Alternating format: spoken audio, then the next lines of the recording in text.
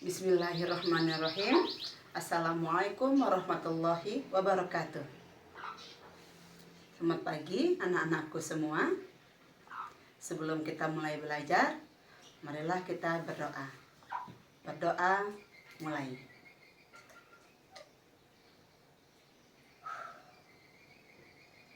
Selesai? Oke, anak-anakku semua, apa kabar hari ini? Ibu harap kalian semua dalam keadaan sehat walafiat dan tak kurang satu apapun juga.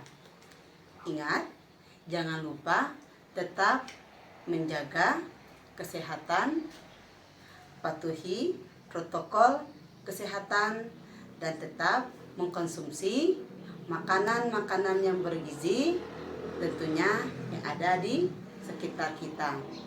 Ingat, keluar ataupun balik lagi, kalian gunakan hand sanitizer ataupun juga mencuci tangan dengan sabun dan air yang mengalir. Semangat, oke? Baik. Siapa yang masih ingat dengan materi kita pada pertemuan sebelumnya?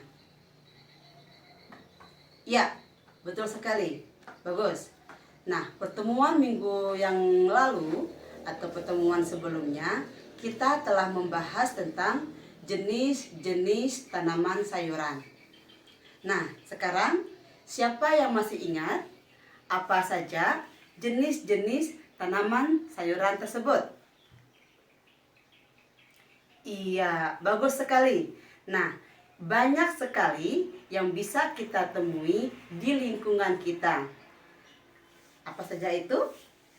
Ada terong, kangkung, cabai, tomat, dan masih banyak lagi tanaman-tanaman atau jenis-jenis tanaman yang bisa kita temui di lingkungan sekitar kita.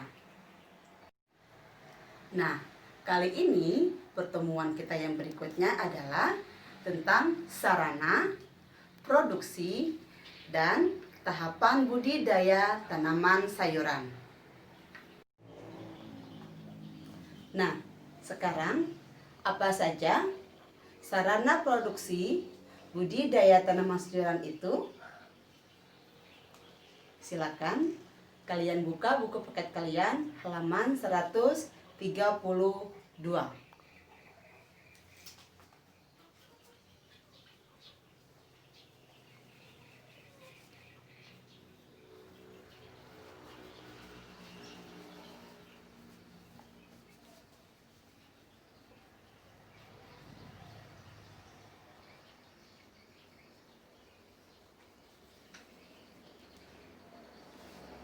Ya, sarana produksi budidaya tanaman sayuran yang sangat penting dan utama itu adalah yang pertama, benih atau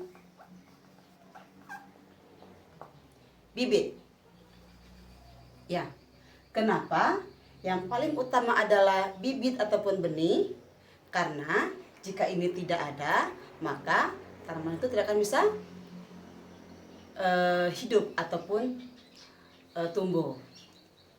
Nah, sekarang saya mau tanya, siapa yang tahu apa bedanya benih dan juga bibit? Ya, benih itu berbeda dengan bibit. Benih berbentuk biji, sedangkan bibit itu sudah berbentuk tanaman yang masih kecil. Nah, benih harus mempunyai kualitas yang tinggi, baik mutu genetik, fisik, maupun fisiologinya. Benih ataupun bibit unggul juga harus berasal dari varietas unggul ataupun daya tumbuh besar, murni, dan tidak mengandung kotoran, tidak tercemar hama, dan juga penyakit. Dan benih yang baik adalah benih yang telah bersertifikat. Nah, silakan sekarang kalian lihat buku kalian. ada pada gambar 4.1. Itu adalah benih dan bibit tanaman sayuran. Oke, yang paling atas itu disebut dengan benih. Ya, kemudian yang bagian bawah itu adalah bibit yang telah tumbuh tetapi masih berbentuk kecambah atau masih kecil. Oke? Itu tadi adalah penjelasan tentang benih ataupun bibit. Nah, sekarang sarana yang kedua adalah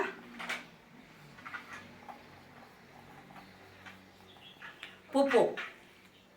Ya, pupuk itu digunakan untuk menambah dan melengkapi kandungan unsur hara yang kurang dari tanah. Pupuk itu bisa berbentuk organik ataupun anorganik. Nah, pupuk organik itu bisa kita dapat dari pupuk kandang ataupun pupuk hijau. Sedangkan yang anorganik itu bisa kayak NPK, urea, KCl, dan juga ZA. Nah, pupuk kandang hewan pupuk kandang berasal dari kotoran hewan. Misalnya pupuk kandang sapi, ayam, dan juga kambing. Nah, pupuk kandang banyak digunakan. Pupuk kandang yang digunakan adalah sebaiknya yang berwarna hitam dan tidak berbau. Ya, seperti ini contohnya. Nah, hal ini bertujuan untuk mencegah tumbuhnya bakteri dan cendawan yang dapat merusak tanaman tersebut. Oke, ke sini paham anak-anak ya semua? Baik, bagus. Nah, sekarang yang ketiga adalah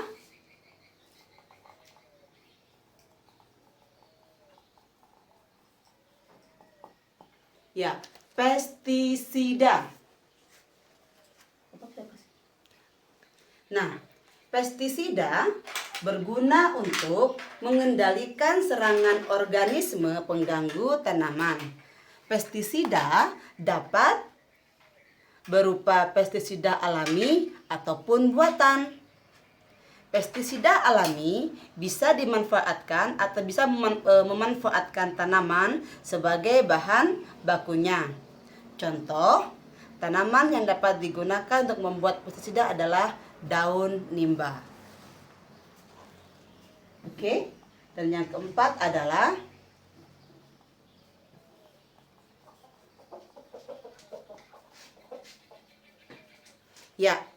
media tanam. Media tanam ini berfungsi untuk tempat tumbuhnya makanan, tempat tumbuhnya tanaman yang telah kita buat dalam bentuk benih ataupun dari bibit tersebut. Nah, komposisi media tanam perlu disesuaikan dengan jenis tanaman yang dibudidayakan. Media tanam umumnya berupa tanah. Nah, aneka media tanam antara lain bisa arang, kemudian batang pakis, kemudian kompos, kemudian pupuk kandang, sabut kelapa, sekam padi, dan juga humus.